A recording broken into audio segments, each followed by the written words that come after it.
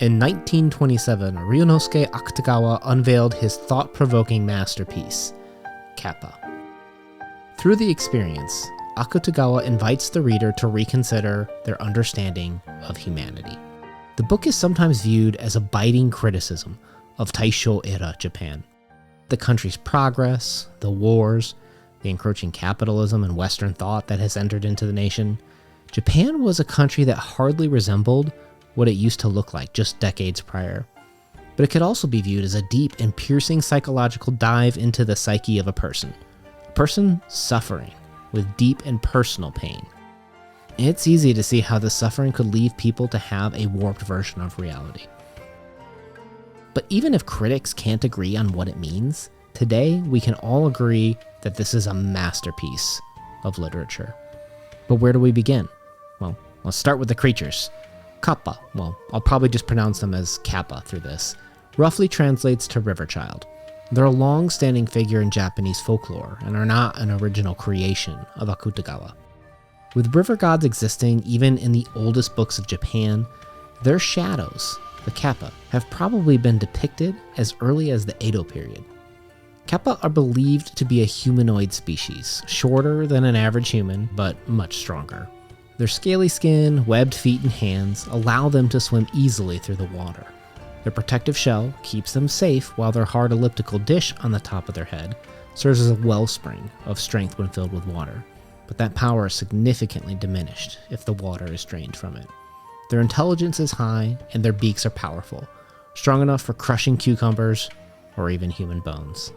Their conduct is portrayed as mischievous, involving thievery and playful scares amongst young children, but also brutal and savage, encompassing acts of abduction and even murder. Nevertheless, the Kappa became intertwined with Japanese customs and practices. Through this book, Akutagawa presents an insightful portrayal of these mythical creatures. Each Kappa is carefully developed to represent a distinct societal ideal or moral value. As for the plot, well, the tale is presented through an insane asylum patient identified simply as Patient 23. He shares a captivating account of his visit to Kappa Land, where he immerses himself in the company of these creatures. And just as Patient 23 goes on a journey, we hope you too, the reader, will challenge yourself as you gain a fresh perspective of how we should ideally engage with one another. I know we put a lot of effort into this, and it still won't be perfect, but this is our ode to one of the most important and frankly underrepresented pieces of world literature. For anyone who likes or shares this with friends, thank you. We're glad it inspired you. For now, let's jump into Kappa and talk about what makes this an absolute masterpiece. Hopefully we give you guys some new things to think about, and we'll see where the night takes us, if you will. So in the preamble, it's pretty short, right? Like each of these sections is very brief, and here is where we're told about the story of Patient 23. And oh yeah, babe, by the way, Patient 23, he's in the insane asylum, but don't worry, I have, quote, tolerable accuracy, end quote, when it comes to copying and retelling this story. So, we've got kind of an interesting setup to this, where do we call this a framed narrative? Like everybody talks about the narrator being Patient 23, where we're told it's a reasonable, facsimile of what Patient 23 says. But why create this frame narrative in the beginning? I think it's a double, triple cross, so to speak. That idea of, well, maybe you won't believe him because he's in an insane asylum, but if we're upfront that he is insane, then maybe it is sane to believe what he is saying. And if he believes it, then that's okay. Do you think this Patient 23, right? And let's go through the story as we believe him, right? He ends the story with a change in face and then yells at you, "Get out, you rogue, you idiot, you jealous, obscene, impudent, self-conceited, cruel, selfish animal. Get out, you rotter." That's kind of fun to do. But do you think this is like an epiphany for him? And this story is, I don't know, is it the realization of all the horrors of humanity, the monsters of humanity? I think it could be taken that way. I think that when you peel back the layers of the onion, it's very easy to see the negative. I think I've said it once or twice before, humans almost feel innately drawn to the negative. And as you see those, It's tough to not only see those. There's a lot to discuss here, I feel like, with what is ultimately just a very innocent opening chapter of like, yeah, I heard this story from patient 23, but I think it sets up a lot of questions about when do we revolt and how do we fit into society with a self-image even. Not only self-image and the masks we wear, we've talked about so many times, which this story I think has a little bit as well, but also that idea of the social currency you talked about of when we're in society, we aren't who we truly are, right? And I think that maybe patient 23 is free. He can be whoever he wants. He can say whatever he wants. And in the fact that when you're out in society, you're never truthful.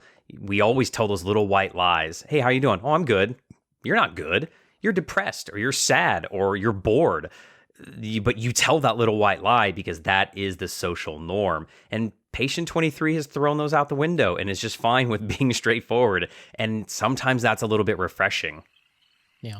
Let's talk about part one, all right? Patient 23, or who I may just refer to as narrator, to be honest, as we move through this. Well, he sets out on this journey through this foggy morning, right? He's trying to travel forward, and he's like, wow, yeah, this mist is pretty bad. Maybe I should head back, right? And that's when he sees the magic. He sees a Kappa, and he's like, oh, I got to go get it. And he chases this Kappa down, essentially kind of falls down and becomes unconscious and goes on a couple of like really unimportant details like, oh, I think that bridge was called like Kappa Bridge or whatever it was, to ultimately kind of set up the story. We are in modern day Japan. Okay, so Insane Asylum doing good so far. Misty Morning, okay, sounds good. Sounds good, you know, Insane Asylum, patient 23. Falling down this rabbit hole. Well, now we're entering into like that Alice in Wonderland, Gulliver's Travels type of setup where we're leaving into another land. Are we, is the mist and this hole, are we piercing the subconscious of what patient 23, like you says, calls it out as it is while we kind of hide and create these masks? He's piercing some sort of veil that makes it very acceptable to talk about what is ultimately normally very taboo. But is patient 23 literally going there? Is he going there in his mind only? Or is he literally being transported there?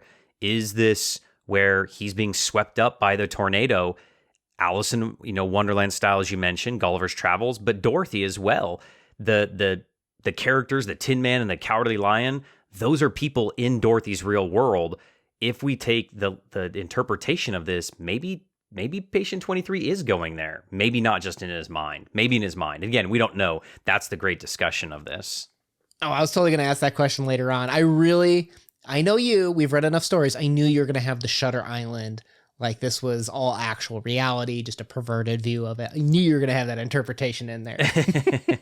It could be. And then, which is even more heartbreaking because then is patient 23 getting the help he needs, or are people just enabling or just indulging his, fantasies? Let's maybe dance back and forth through interpretations. I might start with some questions assuming that it's real. And of course, we can always backpedal to the idea of like, well, what would that mean from like a hallucination, insane, mental illness perspective? And let's see if we can kind of balance that line. I think that's fair. Part two, we enter basically alternate Japan, I would say. We have him waking up unconscious, and he's being carried on a stretcher through the streets. And he's like, oh, this looks like Ginza in Japan, which if I recall correctly was a really nice shopping area in Japan too. And there's like a stethoscope being held up to him, and there's Kappa all around. Kappa, I might just call it the American Kappa throughout this whole thing, right? But we've got doctors, we've got onlookers, we get taken back to like this small little cottage next to Dr. Chak, however you want to pronounce it, and Bag comes over and visits him. There's a lot of parallels to, the Kappa are myths in Japan, right? And some people still believe in them. Some people have like the no fishing signs up near water to warn kids away from the water. Is it a fairy tale to teach them about the dangers of water? Do they actually believe in the Kappa? I don't know. But you have these parallels where it starts out very surreal, where if he really did bump his head and is just waking up, you can see how he might see them as a distorted version of Japan, if you will. This part really is where I feel like it starts to get funny, because you can imagine Patient 23 waking up, and I just imagine kind of like the movie Spaceballs, where he kind of like groggily wakes up and looks around, and he's like, when did I get to Disneyland? Like, what's going on here? Because everything looks so similar, but also he's definitely not in Kansas anymore, i.e. Japan. Well, I mean, they've got art, right? In terms of pictures on the wall, they have pianos in their bedrooms. Like, we're very immediately led to believe these aren't brute animals. They clearly have a culture. They have art. They have sophistication. They've got stethoscopes, so they've got medicine, which again is part of that myth that, that the Kappa actually did teach, the Japanese how to set bones in casts and stuff like that. But it plays with that, while at the same time almost kind of sets up that questionable, are we talking about Taishou Era Japan? And when Bag kind of like lunges at the narrator and then kind of like, corrects himself when shock comes in, you got to kind of ask the question, like, what's going on, right? And if these are people, do we see some of the violence of people? Some of the ways that people will, oh, the doctor's here, I need to behave better, and will again put on those masks in front of other people. We can see a lot of sophistication to the Kappa introduced in the matter of a couple of pages. I don't know, Akutagawa is a master writer, and you can see these layers introduced so fast in the story. Oh, interesting. See, I took Patient 23 as kind of the monster here. He's the abnormality, right? He's the one that's different, and of why maybe he may be persecuted. Oh, I like it. Story's so good. Well, he's certainly entering this world of alienation, right? He doesn't fit in. And we're going to start to learn about how various Kappa don't fit in either. Like that's 100% a true way of looking at this, right? In number 3, I didn't find this, I mean, it's interesting, but in the context of like what we do on this channel, it's not crazy because it's basically a lot of Kappa facts, right? We learned about their average heights being a meter, weight 20 to 30 pounds, webbed appendages, elliptical dish on the head that hardens with age. Their skin is sympathetic to the environment so they can blend in, kind of like chameleons, right? That hence why he probably was chasing Bag earlier and lost him in the grass. The only thing that's strange is they have this abdominal pouch that they don't cover up with clothes, right? And that's kind of the first huge satirical punch to the face when they said, oh, well, we find it funny that you guys do cover up things. Two things here.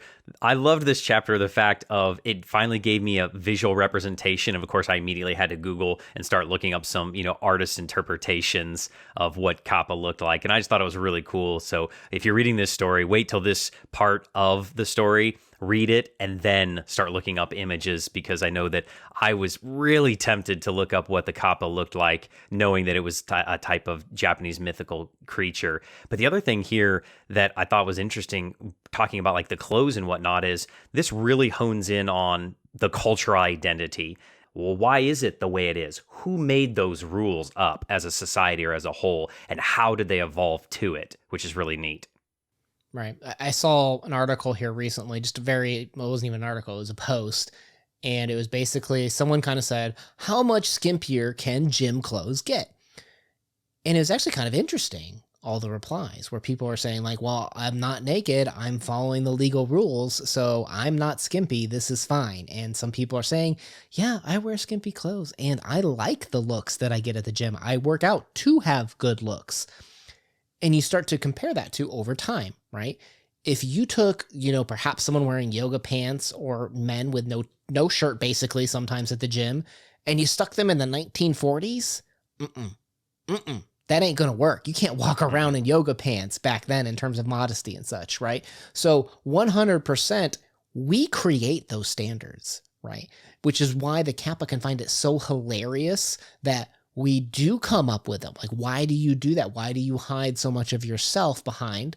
We talked about the masks. We talk about lies. Like, these are part of that story of we're inventing and perhaps covering up and dressing up things.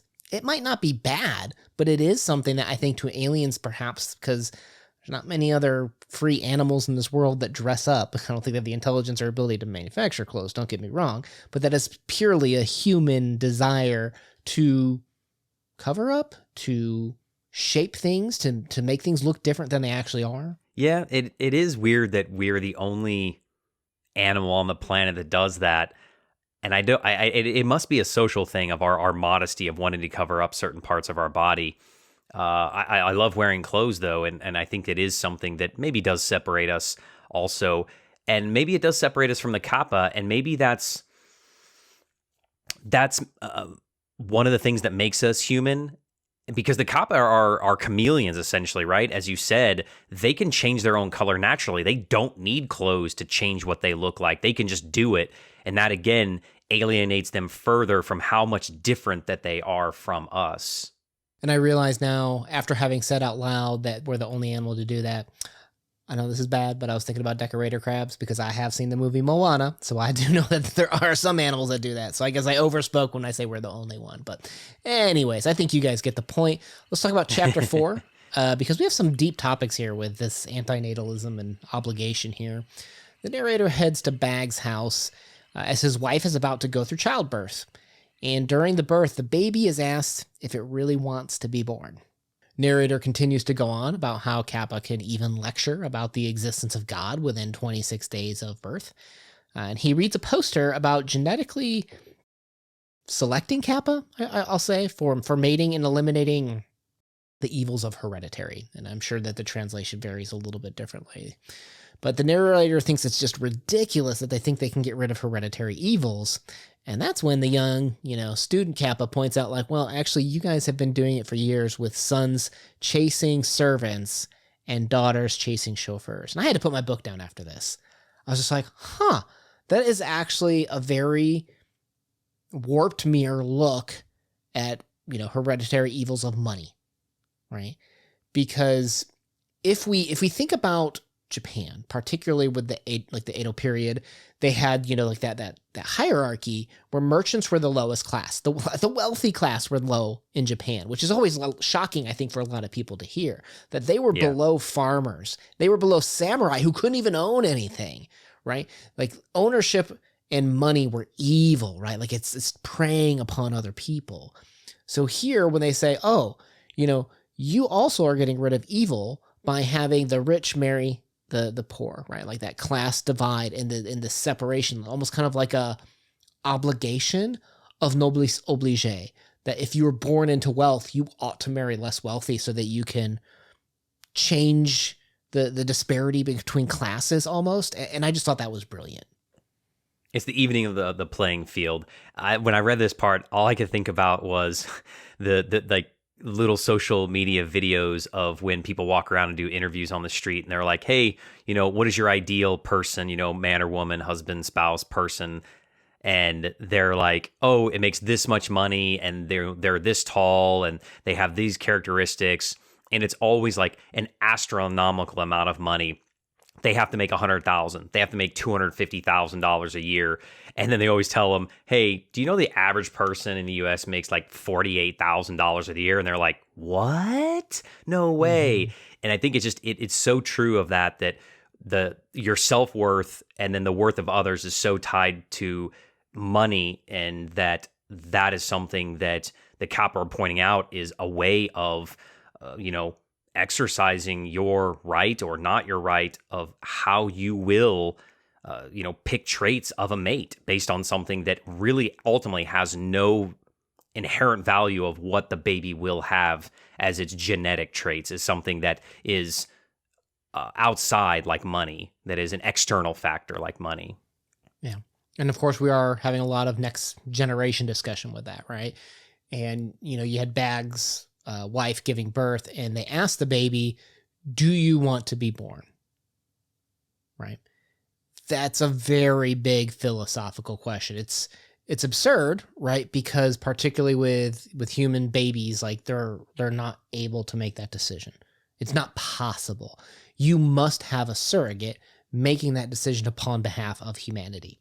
So to have this flip is really interesting and hits hard, I think, as a reader, because now you're entering into this natalism and antinatalism discussion of, is it ethical to bring someone else into this world, and who bears the supposition of that decision? Because it's not you, it's the child that's going to have to bear either the pain or the pleasure of being born, and they don't even get to make that choice. Yes, exactly.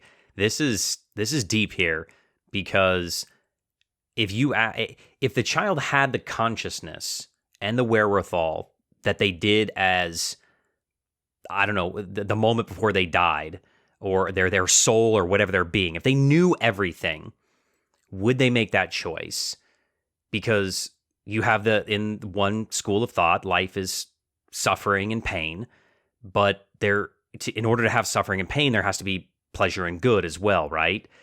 But as in the story, the child doesn't want to be born because it knows all the suffering that's going to come about. And I think of like my own issue of like, we talked about before, we're getting older and the aches and pains, and it's only going to get worse. Like the good things I've had in my life, does that outweigh all the suffering that I've gone through in my life? Would I make that same choice had I had the choice? Because I didn't have the choice. And I think that's what it really comes down to is none of us chose to be born. None of us chose life. It was thrust upon us for good or for evil or ill. Right. And it's, you have a lot of different views on this, right? Usually like when you look at Shinto, like the natural way of Japan, you're supposed to create more than you destroy. Like natalism is inherent in it. Like that's part of like their worldview of how like the two original, gods created the world. And, you also have the view of like, well, you can't deny that there's natural disasters, disease. We just went through this pandemic that, millions of people unfortunately didn't make it through. You've got aches and pains of getting old, like we talked about. And you have these really tough questions to answer of, is the absence of pain good? And the answer is almost always yes, right? It's always good that pain isn't there, I think. Obviously you're going to come up with some weird situations like this pain actually means that you're improving your stretchability of your muscles, get out of here. We're having a serious conversation about that, about what does true pain mean. And the absence of pleasure, you're like, okay, well, the absence of pleasure isn't bad, but if someone else has pleasure and I'm denied pleasure, that is bad, right? So therefore, there is actually more negatives with pleasure being able to be denied it as other people get it than pain, right? So theoretically, you have some really tough questions of like, oh, well, it almost seems like the absence of pain would imply the world is more suffering and imply that it's actually unethical to bring someone into the world. But that would mean the end of the human species, right? These are tough philosophical things that some people can kind of wrestle with, like Akutagawa himself, right? You mentioned that the child didn't want to come in because he said, Kappa's existence isn't good. And he said he didn't want to inherit one of his parents' illnesses, mother, father, I don't remember which one. Yeah. But that's Akutagawa's story, right? Because he was deathly afraid of inheriting his mother's illness his entire life. It haunted him, right? And he injects those fears into this child. I wonder, is that part like Akutagawa writing part of his own life of, I kind of wish I had never been born. And I wonder if he truly thought that sometimes. I don't think that's a far stretch because, spoiler alert, if you don't know, Akutagawa takes his own life. And I think that's pretty evident that he wanted his suffering to end. I think you brought up a good point that misery loves company. If someone else is suffering and I didn't have to, is that fair? Or if I have to suffer, shouldn't they also suffer with me? I mean, that's something that can bond us together. I don't know. And is lack of suffering positive or is it indifferent? Because I feel like there is a third option there. Yeah, there's a lot of different ways of breaking down like the natalism, antinatalism talk. Let's go to the next section because it gets even more philosophical with this art and morality part here. We're introduced to the poet named Tak. I like Tak. Tak was a good guy. And the Kappa poets are a lot like human poets, right? They got the long hair, they smoke, love freely, woo! And he says the family system does nothing but inflict hardships on Kappa. I'm going to get to that. He would surely not bat an eye at sacrificing a genius for the sake of 100 common beggars. And he says that he's a Superman and attends the Superman Club with other artists. And oh my gosh, there's so much here. I don't even know where to begin because I guess you got to start with the Superman is obviously kind of the translation of Übermensch, which, you and I have talked a lot about in Crime and Punishment. That's that Friedrich Nietzsche idea of becoming a Superman, like a more powerful man, not in strength of character of physical body, but in character of you aren't taking on the morality that everyone else gives you, that you invent your own will and suppositions of what creates value in life and don't take that on from other people, right? And that's what this Superman Club is, right? Like, we need to get beyond, good and evil, right? And that's actually one of Friedrich Nietzsche's books, is, Beyond Good and Evil. And that's kind of what they're doing, is they're exploring art for being art. If people could just be people and not accept society's expectations, they would be supermen. They would be able to take on and create their own value in life, which, Nietzsche always argued was the biggest purpose in life, is to celebrate what you have and go for worldly pleasures, as opposed to suffering in life with expectations of afterlife rewards. Do you think that this is the most important chapter in the book? This is the turning point for Patient 23, when he starts falling into becoming, for a lack of better terms, Kappaism. He's becoming more Kappa than he is human. And this is the point that he realizes subconsciously that he would rather be in this world than his own. And that's what drew him here in the first place. I would bet it's the most important chapter, at least for Akutagawa, we can argue. In Japan in general, I would say, because, Nietzsche was a huge influence on not only Akutagawa, but also at the time you had Soseki. More recent, you had Yukio Mishima. All of them were heavily influenced by Nietzsche. So I think it was very important for him to introduce, what does morality do for Kappa, right? And you had the artist in this story that they were doing things sexually, they were drinking heavily, all these things that I think, the older generation or a lot of people who might be more conservative would look down upon, right? And he's rebelling against that to say that this is what allows and creates people to have their full expression, their full freedom of thinking by shedding off these layers. I'm not saying it's right or wrong, but I think that's kind of what's being conveyed here in this story, is that the Kappa and these small group of Kappa, who are kind of lower class, right? Like, in terms of who we've met so far, in terms of rap, in terms of talk, you don't have a lot of money and wealth. They're the ones that are able to kind of throw off those shackles of society. Yeah, you mentioned that the good and evil of it. Does their social standing play a role in that? Is the cultural expectation, and you even mentioned this beginning, because we have these stereotypes of what a poet is supposed to be, this free thinker, and what they're supposed to look like and how they're going to act. Is Kappa breaking the norm for Patient 23? And I feel like that they are. Like, you think he might be like a roadmap of, this is how I could start living. I didn't realize I can make my own decisions of value and what was good and bad, quote unquote. Yeah, I mean, he's in a mental institute being told how he's supposed to behave, how he's supposed to think, and he's going to a place that is allowing him to break those social norms.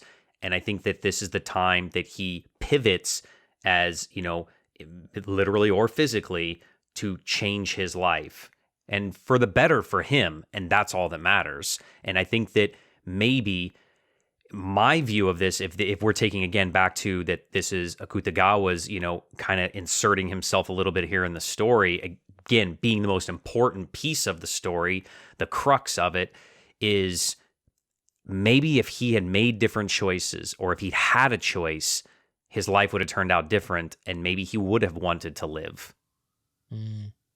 Interesting point. It's these flips that allow us to reevaluate things that tend to be the most powerful for us as peoples, right? How often do you hear, I guess that kind of perfectly segues us into the next section, that like, you did this as a man. Would it be acceptable for you to do that if you were a woman, right? And there's a lot of times where we have expectations of what men are allowed to do, and it's different than what women are allowed to do at times. And it goes both ways, right? And that's kind of what the next chapter does with these gender expectations, because we learn how the female Kappas are the ones that do the pursuing, right? And the men have to hide away sometimes for several weeks, and how there's even lawmakers like, well, why don't you have the lawmakers change the law? And like, oh, well, they're the women lawmakers are above the law. They would just still pursue and break the law anyways, right? You almost have like this expectation of power that's just switched when you flip the roles in the Kappa world too. What do you think? Is it just this gender reversal? Does this say anything unique or different to you when you were reading kind of like this flip chapter? Yes and no. I thought that Akutagawa nailed it on the head with obviously playing up the idea of, to me, the standards of this is how a male-dominant society through most of human history has been. Imagine the inverse of that. And there's been plenty of stories and movies that have taken that of what if, women were the dominant species of humanity and men were more subservient throughout human history, how it's been. And I feel like that he's just making so much fun of it, of how ridiculous that is, because it's all society norms that we put it on it. It doesn't have to be that way.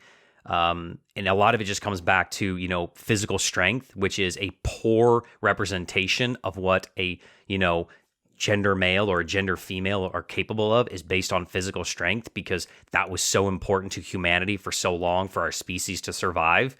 And I think that as we've grown past that and evolved into, I think, a more complex creature, I think Akutagawa, in my mind, is pointing out that, like, it's stupid to still even talk about this at all. Like, either way is dumb, of that this is what it's supposed to be for this way, or what this is what it's supposed to be this way. Either way is stupid.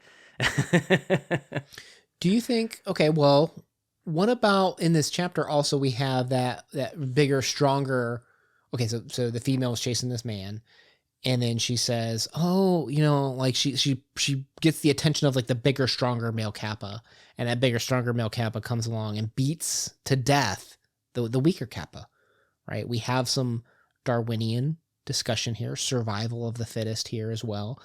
Clearly, there's still a strength divide, I think, between men and women here. Does that change your opinion at perhaps how Akutagawa presented this chapter, or how do you interpret that?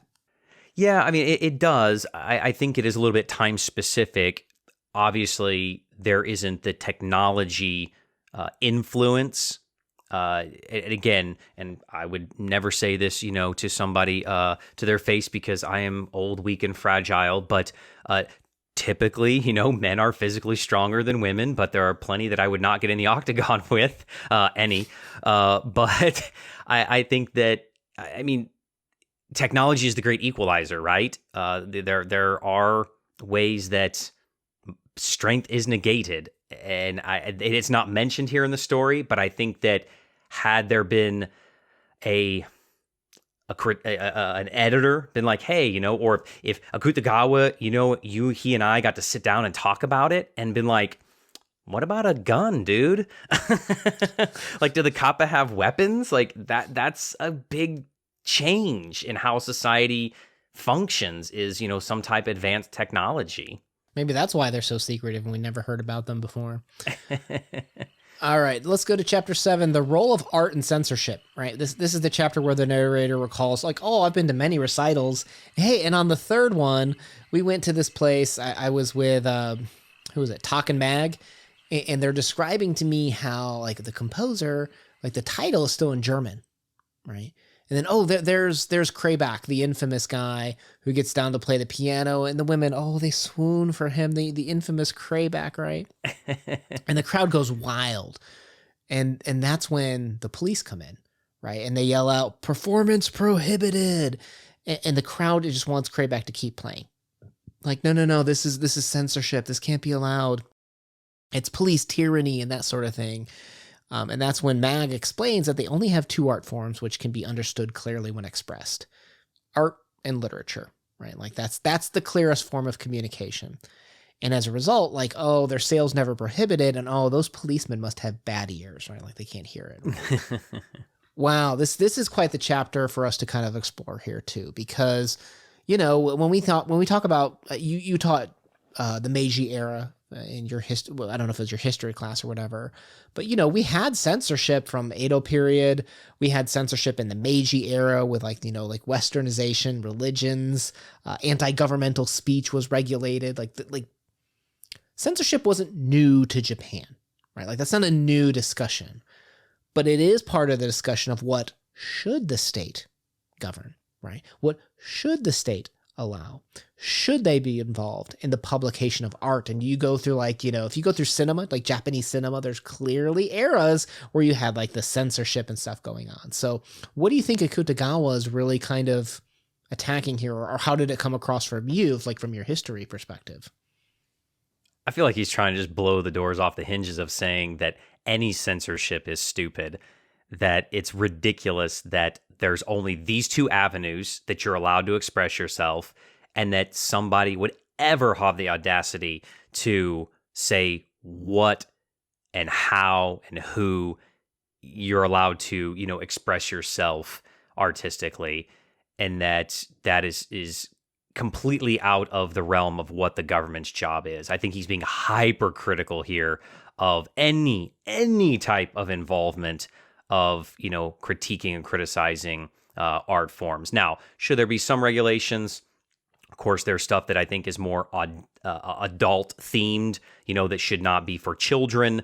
And he would probably agree with that, I would think. But I think that he's being, openly critical of the government of, censoring, saying you can't have these books, or you can't have this art, you can't do this, that this is supposed to be a expression of freedom, and it's control. I think that's what it comes down to, is that it's one person trying to exert their control over another group of how they want to express themselves and express their humanity. If I remember correctly, at this era, Meiji era is a little bit before, obviously, Taishou, but Japan was importing literature, textbooks from other cultures, right? Like languages that were not Japanese. I mean, obviously here, even Krebeck's title, like the composer's title, was in German, and they had to get foreign teachers to teach at universities to push education and such. There's obviously a problem with identity here too, with what does it mean to be Japanese and what does it mean to express the true self, if we have to go through this filter of foreign and westernization education, art, and literature, right? Like if we do have to go through those means, and we do have to go through it, is it censorship? Is it perversion of identity? There's something to be said there too about how Japan was struggling with what does it mean to have Japanese literature and Japanese art post Meiji era, where everything just got flipped on its head. And their isolationism is key here, right? Japan didn't want to lose a hold of its identity, the Japanese identity. What did it mean to be Japanese? And then you have all these outside influences that maybe younger generations are latching onto because they like these new different ideas, these different clothes and these different stories, and they like this different language of how it sounds and different, art and colors and everything coming in. They're bombarded by this. It's scary for the government losing their control. It's scary for older generations seeing how the younger generation is changing and adapting, and they can't. I feel like that this kind of hits the nail on the head, that art is a way to move forward culturally, and some countries struggle with that. All countries probably struggle with that, but especially Japan, since it was so isolated for so many centuries. So let's talk, on top of the westernization, let's talk about capitalism. My favorite character, Gail. Yeah, I'm going to call him Gail. I'm not really sure how to pronounce it.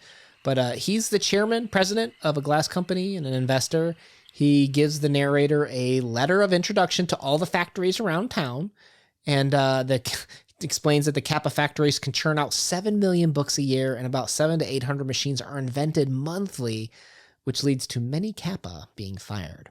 The narrator asks Gale, well, why aren't there more strikes with that many people getting let go? And he goes, oh, well, they're all consumed, right? The powder that we use for the books is actually brains, and, they're all killed and turned into meat.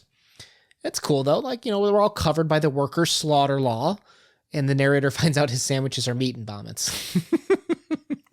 Oh, this chapter is hilarious. It's such dark humor, though, right? And I think that this is the part that you need to be prepared for. But it does show that the grind of the machine of capitalism that will grind you down into paste. It will steal your life, steal your time, because that's what you're selling is your time. You're selling your life, literally, because that's one of the finite commodities that you have.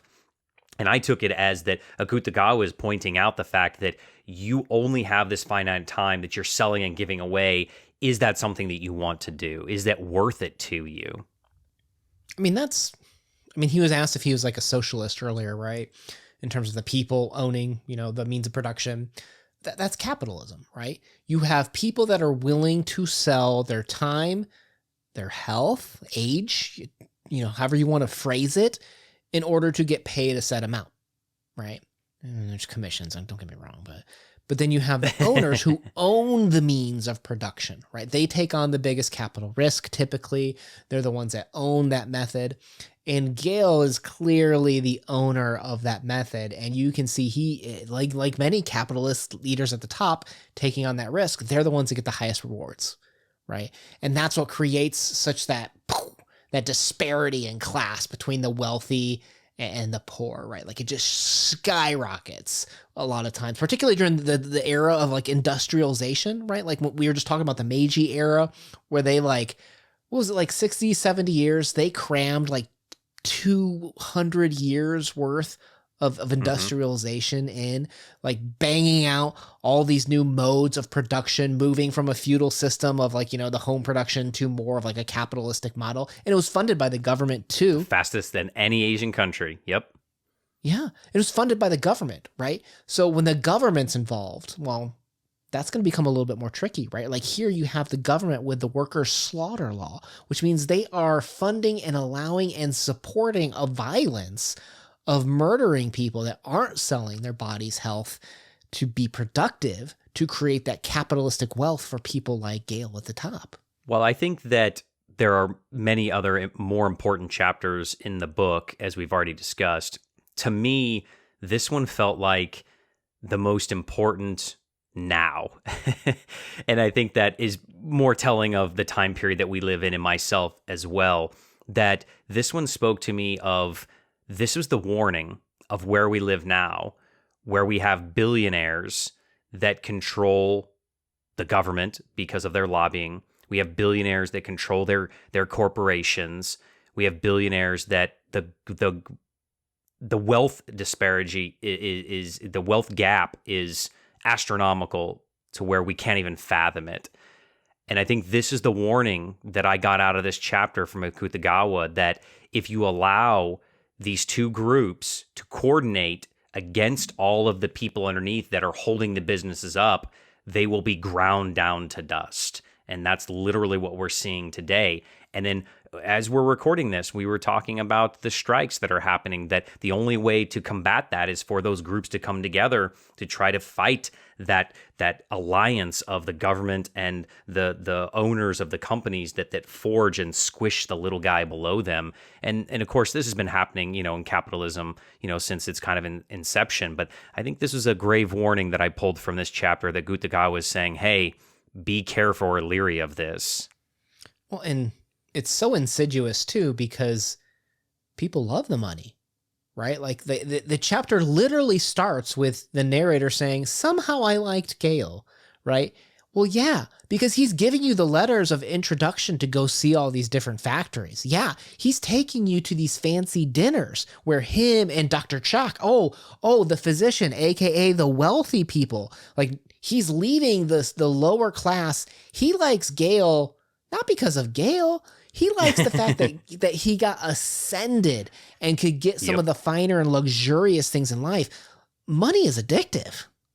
He got middle management.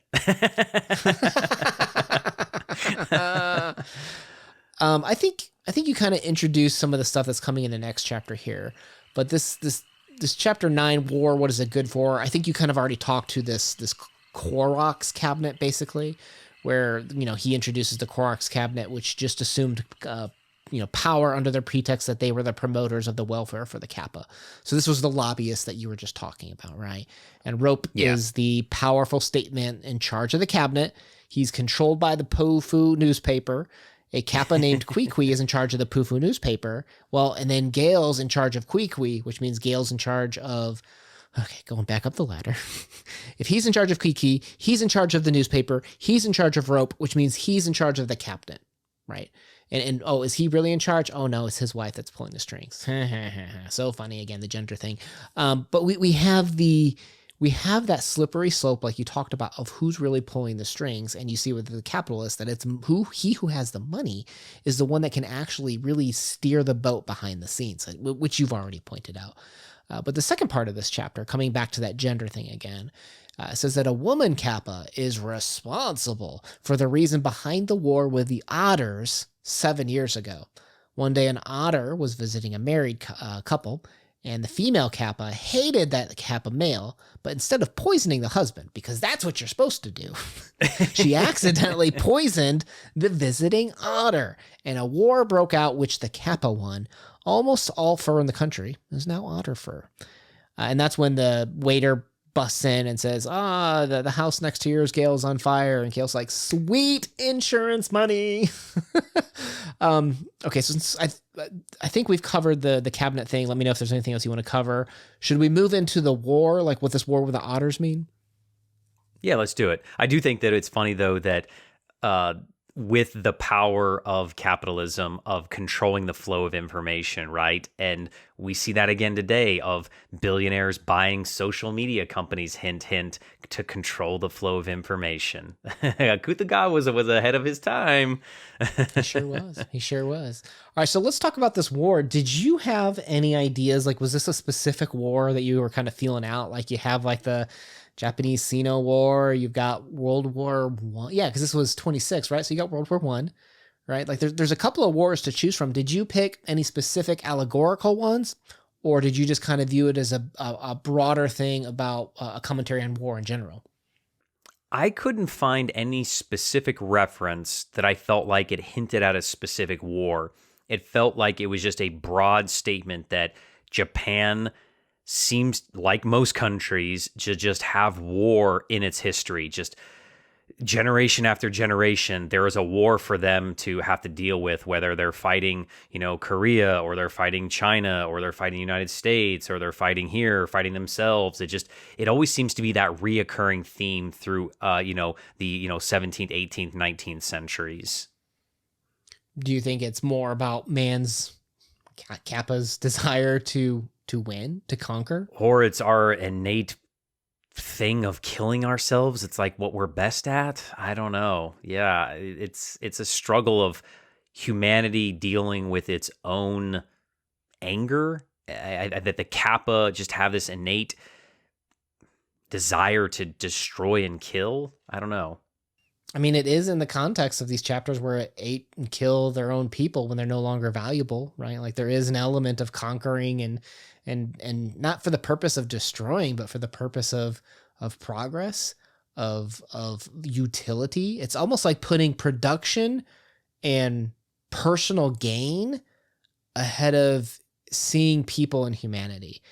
And is part of the alienation problem that we experience. Like when we see all these differences and we see each other only as output or methods of labor, that's what's causing a lot of our problems and how we differentiate and create these cliques and have these expectations of what clothes you should wear and how much money you should make in order for me to marry you.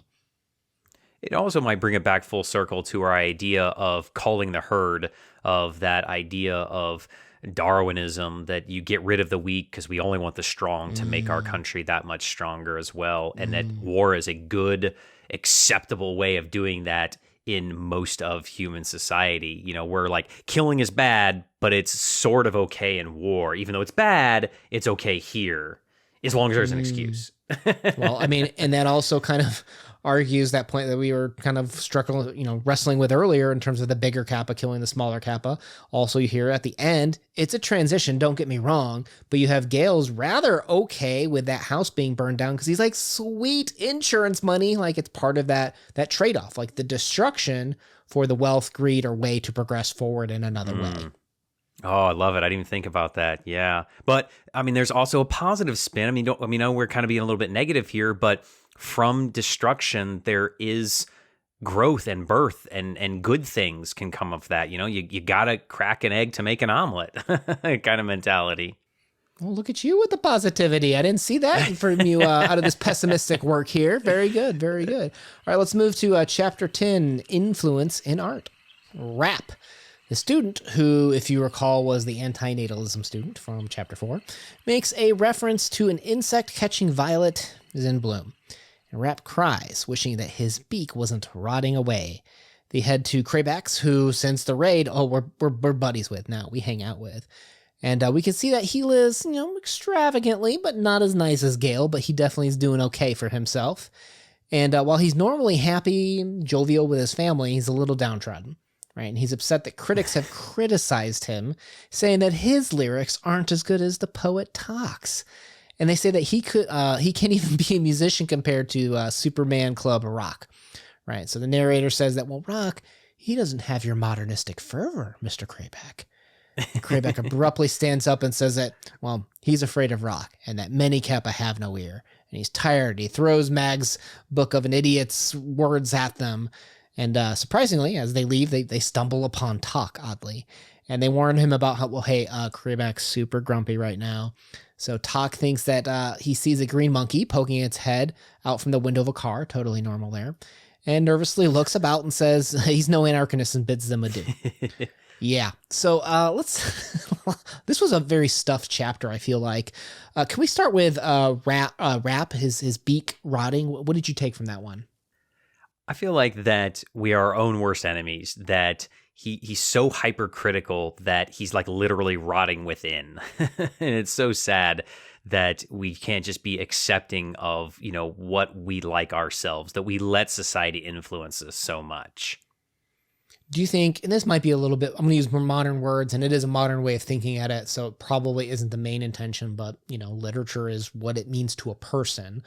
Do you think there's some ableism discussion here with judging people based on their differences? And I don't think that's a stretch to say that part of the discussion here is judging people based on how they're different, because that's basically what Akutagawa does to this whole thing is show how some people don't fit into the molds, or this person isn't chased by women, so he's sad. Here we have the gender reversal, if we recall, that if he's not beautiful, he won't be chased by women, right? And isn't that a little bit, in the context of, the stigma of, Japanese women have to be married by 30? Well, if he has this marginalized difference, is it okay for him to be thought of as different or have less value in society? Two things. I think that criticism can be positive and negative. I think that a lot of times we focus again on the negative and we hone in on those things. It's just in our nature, at least for me particularly. But the other thing is, this is, and I'm going way back here to our first video.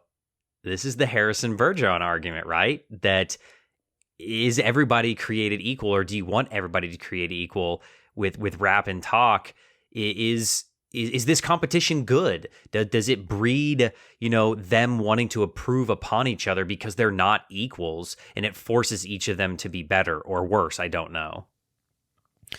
Do you think there's also a way of looking at this, almost kind of like a very, like Kawabata-esque way, where his rotting beak is a reminder of the fleeting nature of beauty, of mortality even, where in some ways we do tie up on so many levels throughout so many centuries of humanity, beauty and love. And if one is fleeting and temporary and thus ephemeral and thus something that we lose, is that a reminder of us to cherish or look at it? Maybe. I think that is a very immature way of possibly looking at things. because that's more sexual attraction than I think it is love. And there's nothing wrong with that, because I think that is instinctually human. As you know, you are physically attracted to somebody before you get to know them and fall in love with them. But for that to be the main maintenance of a relationship, I don't think is fair as you mature. I think that there is elements of that as people change. People reevaluate their version of love. It's very messy, and it's definitely a net, right? And you even have some elements of like, could you view talk that way too? Like, he thought he saw a monkey peering around the corner, which I'm pretty sure wasn't there. Right? His sanity is changing. Is this the Theseus ship argument of, is he the same person? Because beauty is one parallel. Well, here's his mind going, his personality. He's changing as a person, arguably, with perhaps some deterioration in his mind. I don't know. I took it that way. Did you think of it that way? The whole time I just kept cracking up that the insane guy that might possibly be imagining all this is having insane characters. And is that insane, or would that be normal? I'm sorry. It was just too funny to take almost seriously. And I know that just makes me juvenile when I just talked a few minutes ago about being mature. But it says something about how the psyche can fracture. Yeah. What about how our psyches influence each other, right? Because Krebeck has that speech here about how he was a little bit worried, because if he influences one person, but that person isn't influenced by him in return, does that make his ideas more original? Does that make his ideas more unique? Right? Like, it's actually kind of strange. I was looking up some Kappa related facts just to have background on the mythology in general. And actually, there's this YouTuber out there that literally said the exact same joke for a very obscure and unique thing as another YouTuber had just published his own video on that 3 years previously. Did they do it on purpose? I don't know. It's a very unique circumstance, but I wonder if it was almost just subconscious, of they thought they were coming up with this joke when they actually heard it somewhere else, the way that we influence each other. Oh, that's deep. That breaks the brain right there, right? Of, can people almost subconsciously influence one another and connect beyond our metaphysical? Well, isn't that also maybe perhaps how some of these social norms get constructed? We talked earlier about the expectation of what people wear, the expectation of how people behave. You have religions, you have societal responsibilities in terms of your role in like an organization or even like in a marriage, that you have certain behavioral things that get created for you. It's not written down. There's no handbook on how to be a good husband, right? But through witnessing and interacting with others, you start to pick up on what you are expected to do. That's all word of mouth. That's rote. That is nothing that is a rule book for life, but is instead a societal created thing that gets passed down through behaviors and influencing others. Yours is much more mature than mine. I kept thinking of, my wife and I've had this argument many times before, and you can cut this out if you want, but what do you do, maybe just with your son? I don't have a son, so I do it with my wife. When you're driving down the street and you see a Volkswagen Bug, what do? Well, I'm not punching your wife, but I'm not punching my son either. But if I'm in a car with you, I'm definitely taking a smack at you. Yeah, and what do you say, right? Like, that's... You say punch bug. Yeah, or slug bug or something like there, depending on what your regional word is. But there's no rule book for that. That's never written down. But that's a thing that 300 million Americans know is punch bug or slug bug, right? That's a thing. That's crazy. Yeah. Now, chapter 11 is kind of some more philosophical excerpts, right? In terms of fool always believes that all are fools but himself. Nobody has any objection to smashing idols. At the same time, nobody has any objection to becoming an idol. That was a good one right there. To diminish material desires does not necessarily bring peace. To gain peace, we must even decrease spiritual desires. And then even one such as, if we care to live a rational life from beginning to end, we must naturally deny our own existence. Voltaire, who had made a god of reason, and his life contently, this points, we must say to the fact that human beings are not as advanced as Kappa. I probably misread some of those words there, but it's fine. I'll put them up correctly on the screen. I didn't have a lot to say about these other than like, you could talk about each of these line items, but these felt more like just like ideas that he wanted to get out there.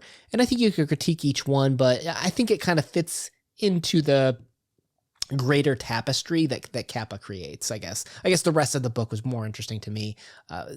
Any thoughts from your perspective?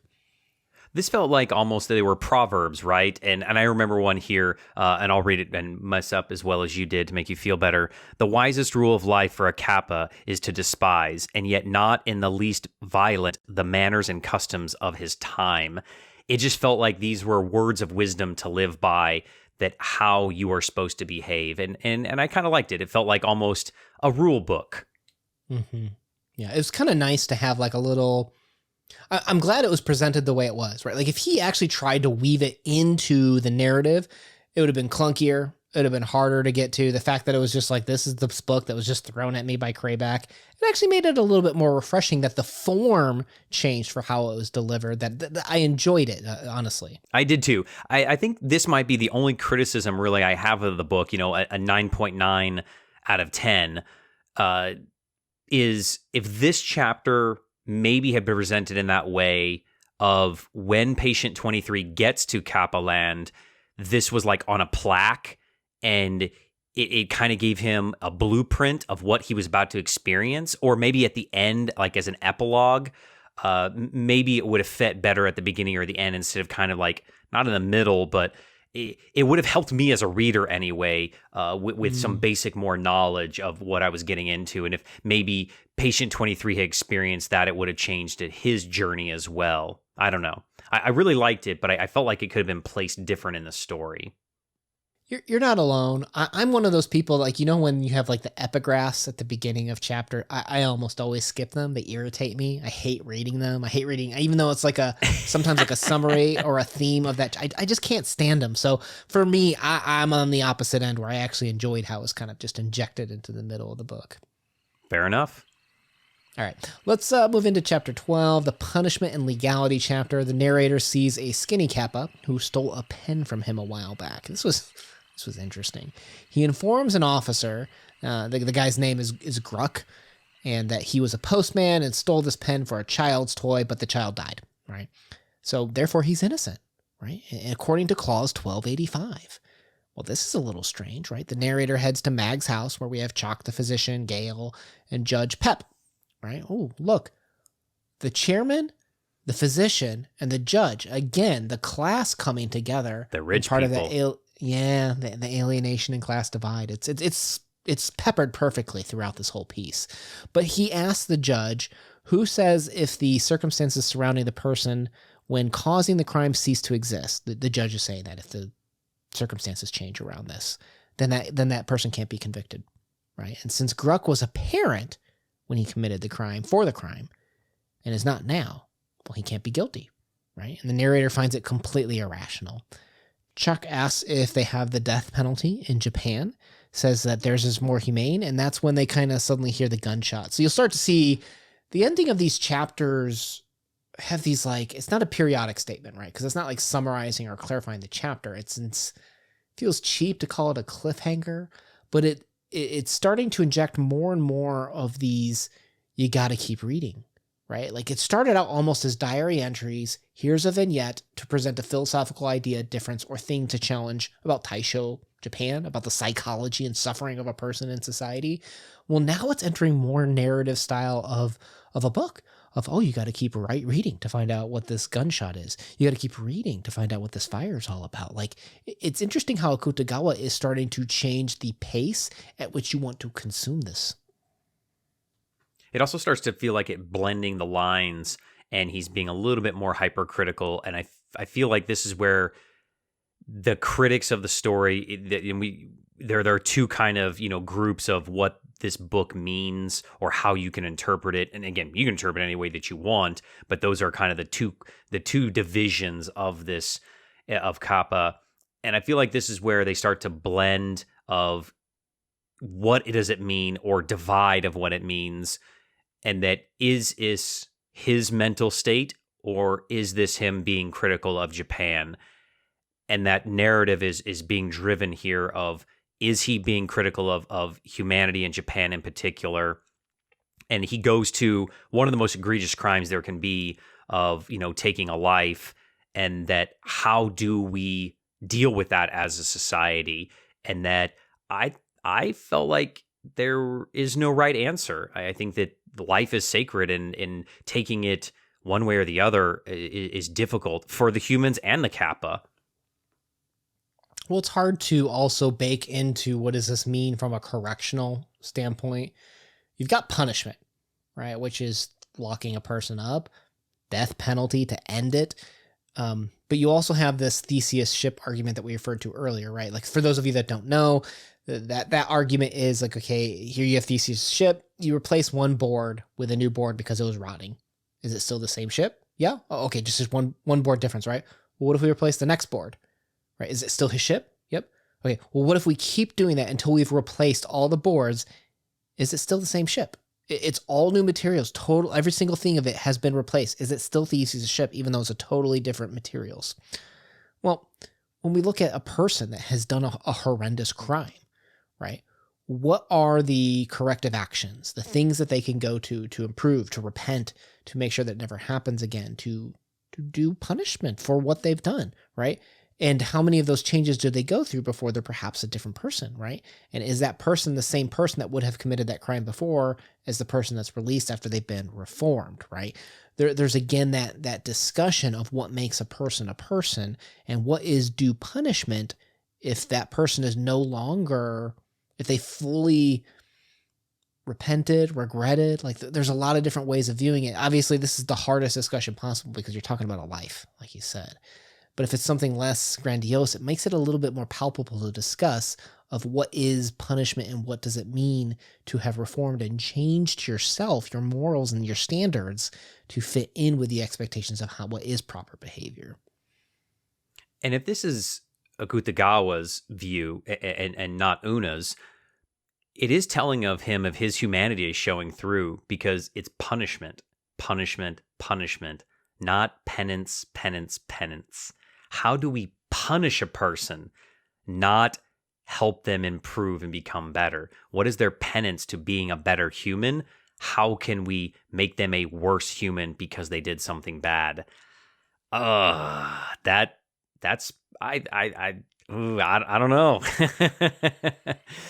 Well, let's talk about the great finality to boost our moods here. They find Tak has taken his life, unfortunately, with a gun to the head, and there's a female Kappa crying in the room. Gale remarks that it was selfish, while Chalk, the narrator, and Judge Pep just look upon. They just look on. Now, what's a little bit kind of jarring is the way Krayback enters. It's almost like meant to be more comic. Like, he arrives and is yelling like, "Oh, a wonderful Requiem," quote, right? And leaves with his eyes shining and a crowd forming around him. He's pushing through because he's going to go create art out of this, right? And that's when we have that Mag reports that Kappa life might be reported as perfect to some, but they still believe in a power outside of themselves. And again, I think this is more of that transition to the religion chapter, so we'll put that aside for now.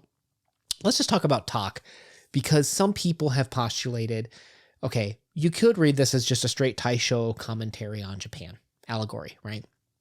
But is Tak Akutagawa, right? The way that he struggled with writing, the way that he started to see the monkey, that he started to have these mental disorders and illnesses that were going untreated, that he felt the only way to, in terms of either increasing pleasure or decreasing pain or just ending it all, the great finality, he took that decision. And what's most haunting about that is this was published, written in 26, but published, I think, March of 27. Akutagawa took that great finality step himself as an author just 3 months later, right? It's very haunting how he approaches the final decision in life in this story, along with some of the other stories that we've talked about at the end of Akutagawa's career, that he's reflecting the suffering almost into the character. I got to be honest, I just about cried when I read this. Like, I'm even getting like a little bit emotional upset because, like, he didn't think he was good enough. And that's like heartbreaking. Like, we're talking about Akutagawa, one of the greatest writers ever. And you and I would probably agree, we're putting him definitely in top 10, hard look into the top 5 of every author ever in human history. And he doesn't think he's good enough. He took his own life. And it's just, that's heartbreaking. That, was there no friend? Was there nobody there? Is this telling of society of how little we know of each other, that somebody couldn't see his pain and help him? Man, that just breaks my heart, because like, I just want to give the guy a hug. Well, it's hard too, because we know his art, right? We don't know him, right? And sometimes is that great divide. Well, okay, well, hear me out. Is that great divide that the art can be fantastic, but the artist must suffer something that has become so untenable for some. They don't know how to escape, because the only way they know how to push forward is to produce that art. But that art comes at the expenditure of great pain and suffering. And they don't know any other way to escape that cycle or that expectation of them. But I feel like I do know him. He's talk. I mean, if that's what we're saying, if that's how we're interpreting it or how we are discussing it, then we do know him. This is as close as we can get to know who he was as a person, if he is being truthful with us.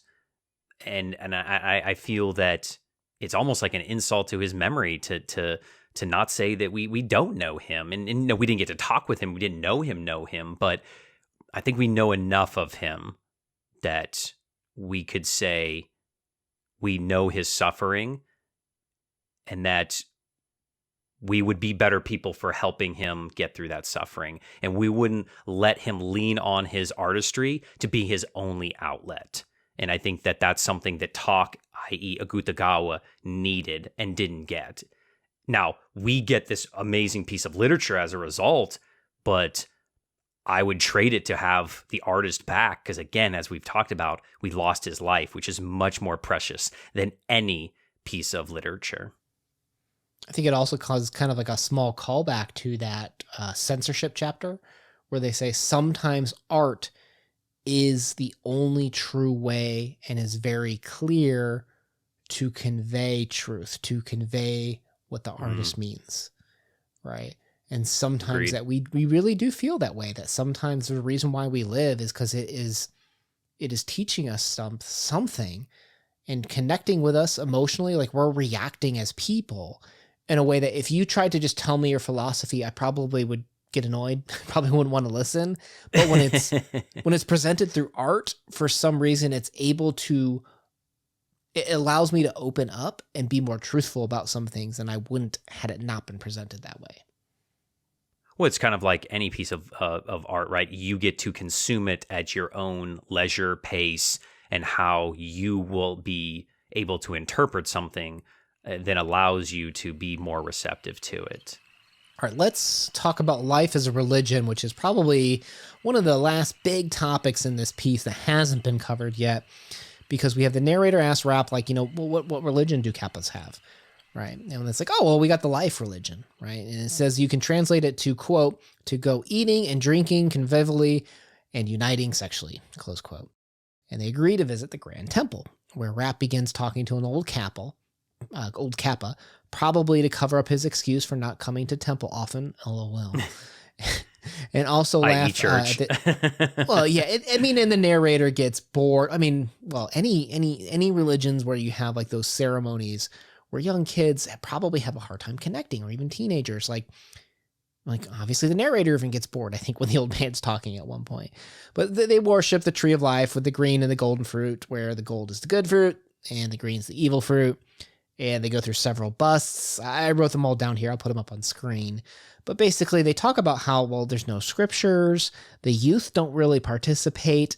It's kind of like an inverted gender of Christianity, a different explanation for how the world was born, and ends with an old man admitting that he too has problems believing at times, which I think is, I guess, maybe another mouthpiece for Akutagawa, who did go through a lot of different religions. And some people talk about his Christian tales, his Cristiano Mono or something like that, where they say that he entertained it, but it was almost more of like the usual Japanese ways of assimilating than changing themselves to conform. Like there's a very different way of how the Japanese absorbed and assimilated religions as opposed to conformed to them, if you will. And that's probably to the fact of, we mentioned before in the history of Japan, of them being so isolated and having only a couple of religions and then being exposed to so many religions in a short period of time. Everybody was kind of grasping at straws of, what do we believe now? Because there's all these different narratives that we have a choice from. And that was probably very tough for a society as a whole. Mm-hmm. Have you ever heard the theory, like, you know how like the Kappa, like their physical appearances, they have that sara, the dish on their head that is what holds the water, right? The bowl, yeah. Yeah. And you know how they have like that, like my dad's got this haircut, no offense, Dad, but the stripe of hair. He didn't watch our videos. The stripe of hair like around the head, but nothing on top, right? Oh, the Jean-Luc Picard. Yeah. Well, have you ever looked at like the earliest missionaries that went to Japan, like the Portuguese monks? How they they have shaved heads? Yeah. They kind of look like Kappa, don't they? Oh, I see where you're going. Keep going. So many religions have these concepts of uniting sexually, which is what it says here. They don't all agree about drinking, loosely like this, but they all have this way of explaining the purpose of life and how to live life so that you have this eternal reward. Well, you'll notice that the 6 busts that he kind of goes through in terms of Tolstoy, in terms of Lindstrom, who we've talked to previously in other Akutagawa Talks playlist down below, of how Lindstrom was like one of those writers that when he read, like he took notes in the marginalia of the book, and it was something that was just so influential, where he actually thought he thought his worldview changed after reading Lindstrom, to the point where he's like, oh, maybe we're not alone. Maybe there is something more to life that I can't explain, basically. And you'll notice that he kind of goes through how each of these busts talked about how to get the most out of pleasure, right? But sometimes it's pleasure for a purpose of what? The afterlife, as opposed to the eternal life, as opposed to the present earthly life, right? We start to have that discussion going back to the Nietzsche thing that we mentioned earlier of, Nietzsche thought that religion was one of those things that was confining, because people would accept the suffering and even purposely suffer sometimes so that they could go towards that external reward. Well, here you have people that have been ending their own life, or people that have been living wildly successfully during life in terms of trying to gain their maximal pleasures. It's all about how does your life fit in terms of like the pleasures, the immediate reward, and also that eternal reward. I also think about religion tries to explain the unexplainable. It tries to give meaning to life and many other things as well. Do you think that Akutagawa here interjected religion, one, so late in the story, heavily interjected it so late in the story, but two, of that he himself doesn't understand its purpose in his own personal life, of how it will influence him, because it feels that way kind of on the Kappa, of almost like an afterthought, because they live a very, material world life, and they don't seem to have high regards for, as you said, an afterlife or an eternal life. Yeah, the materialism is clearly a part where even the Kappa themselves can't even pay attention during it. But you also feel a bit of a hypocritical mouth service religion aspects to it too, where they talk about participating, and he's like, yeah, and truth be told, I can't pay attention either. And then his wife comes up and says like, oh, you stole my money again, right? Which I think we're meant to assume is bad and not, frowned upon, because they do have laws that protect, rights in this town, right? In terms of insurance when, was it Gail's house burnt down? Like, you do have some proprietary property rights here.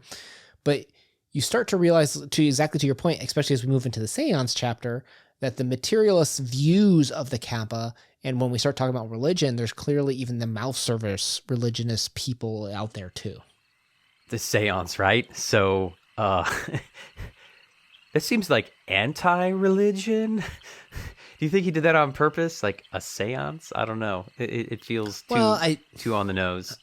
I don't know if I would call it anti-religion. What I would call it is, okay, well, so what happened was in this chapter, we have the legend of Tak's ghost appearing in this house, which, okay, maybe we do need to talk about this because his ghost is showing up in images because a photographer bought the house and is now taking pictures at this house, and Tak's ghost image is appearing in all these photos, right?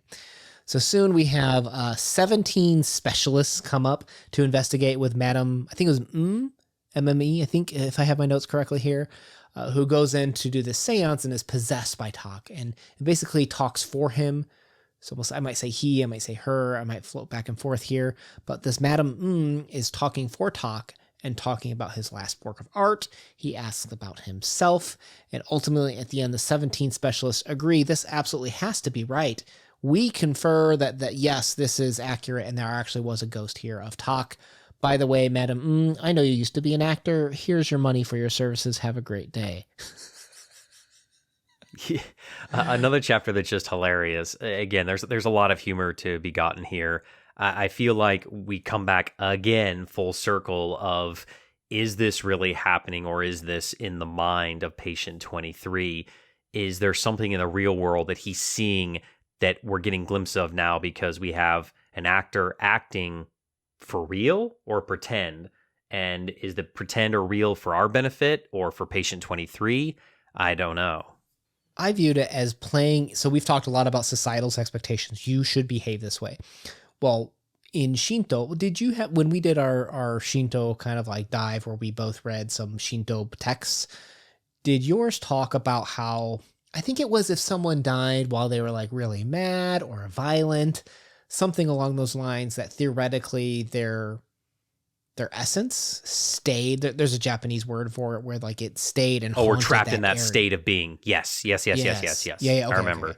Okay. So you have that belief that maybe, Tak taking his own life with the gun, dissatisfied, disaffected by life, even that, maybe he could be one of those people, or at least that's the belief that a lot of Shinto would believe in. So is it real? Is it really the ghost inhabiting it?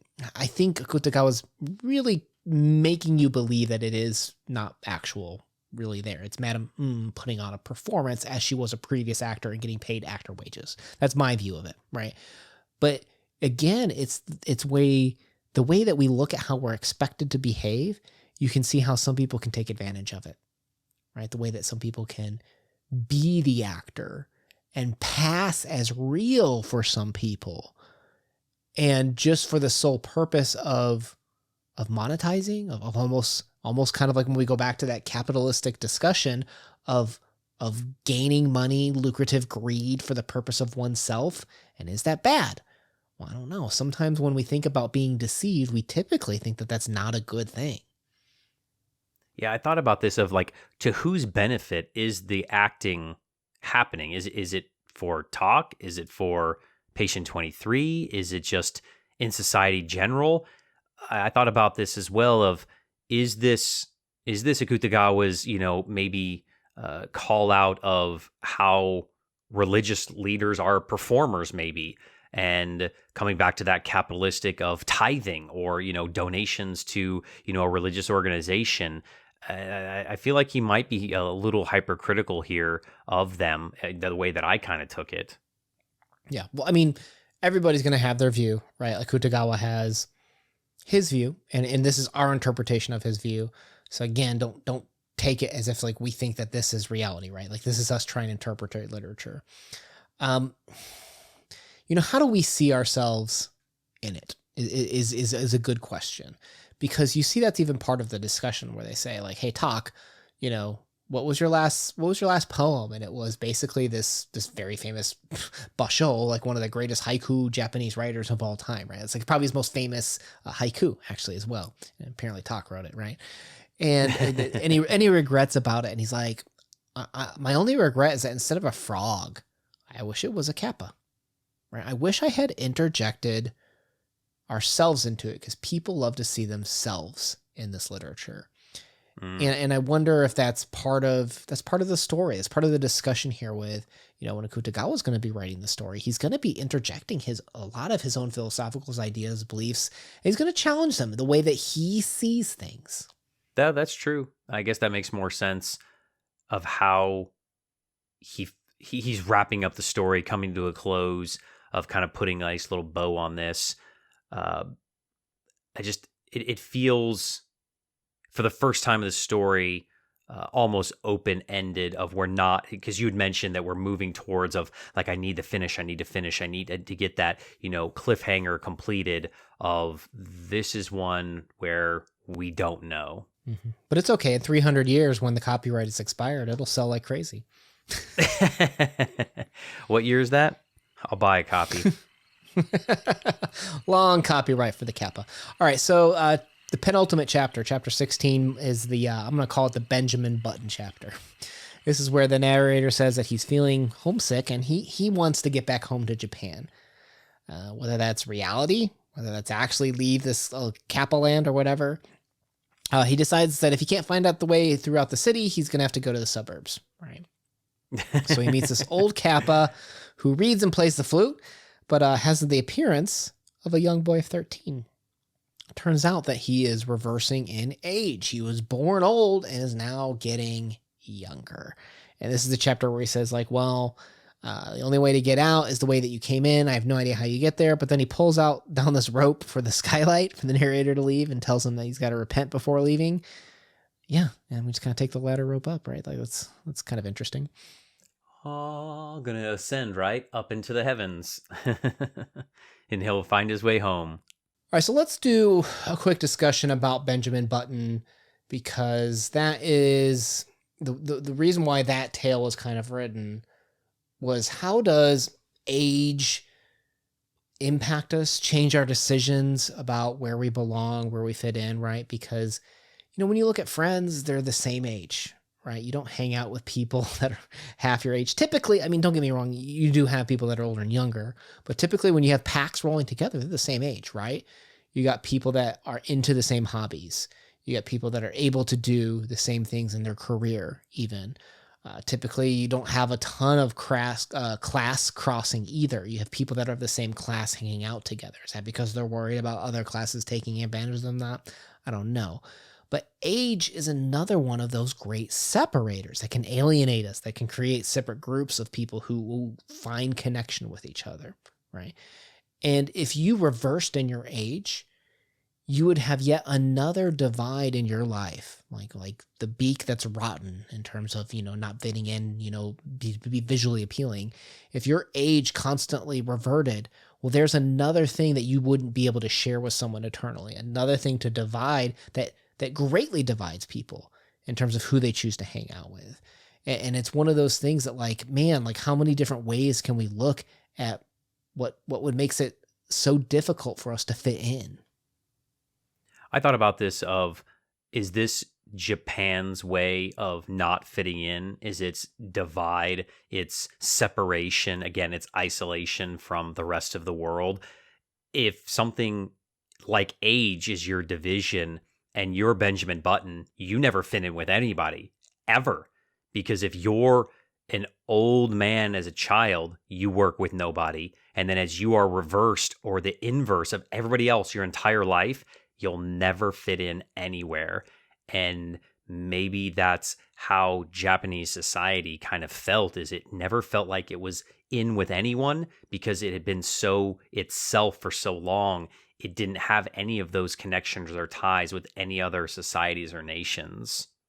It makes you kind of wonder, what is the significance of time, right? In terms of how much time we spend with someone, in terms of, even if you look at this narrator, well, he's been in Kappa land a lot longer than you would have expected, right? And because he spent so much time with them, being shocked by their ways, being attracted by perhaps some of the more honest ways of fitting in or not fitting in with the Kappa land as opposed to Japanese society, right?